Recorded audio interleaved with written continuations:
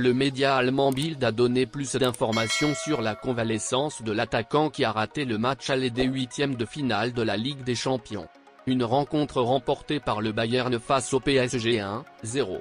Ce jeudi, Sadio Mané s'est entraîné sur la place attenante avec le coach de rééducation Thomas Wilhelmy et le professeur Dr Holger Broich.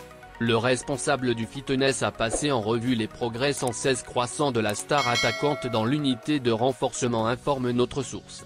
Dans les prochains jours, mais pas plus tard que lundi, précise Bild, il devrait pouvoir à nouveau s'entraîner avec l'entraîneur Julian Nagelsmann.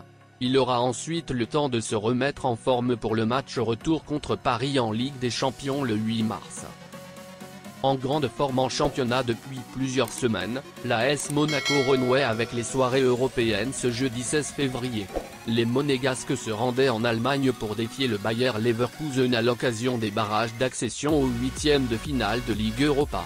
Mais malgré un bon début de match, les hommes de Philippe Clement ont dû s'arracher pour décrocher une victoire au corrigé à l'énergie. Dans cette rencontre, le plan de la SM a fonctionné à merveille dès le début.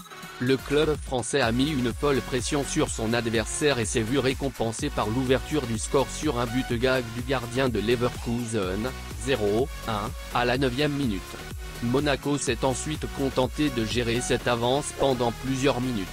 Le club de la Principauté a ensuite mal entamé le second acte, se faisant retourner par deux superbes buts de Moussa Diaby et Florian Wirtz.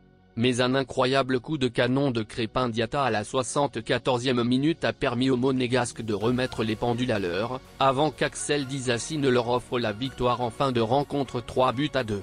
Monaco se met donc en bonne position pour les huitièmes de C3, à une semaine du retour.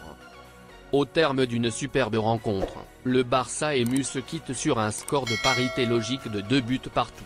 Tout s'est joué dans une seconde période à l'intensité folle où chaque équipe a eu ses moments forts. Rashford a répondu à Alonso et Rafinha a égalisé. Tout se jouera à Old Trafford jeudi prochain.